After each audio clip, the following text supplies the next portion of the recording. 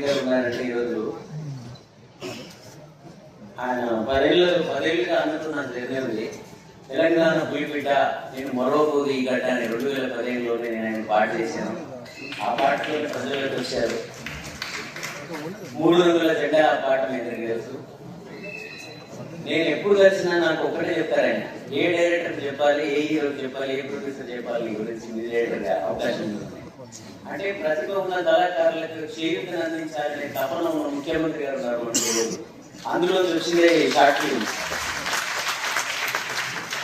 మీరు నేను మాట్లాడడానికి రాలిన చరణ్ అనేంత అభిమానం ఉంది.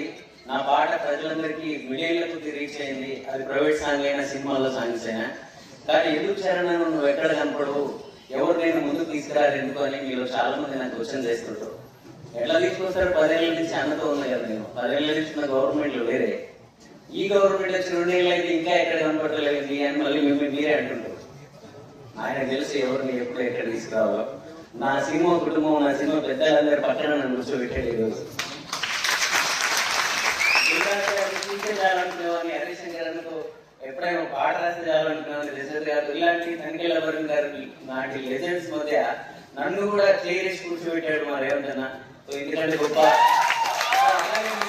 కళాకారులందరికీ కూడా అందరికీ మన సినిమా నేను కూడా ఎప్పుడైనా అన్నాడు, నాకు ఏ డైరెక్టర్ ప్రిఫర్ చేయకన్నా ఎవరు ఫోన్లు చేయదు.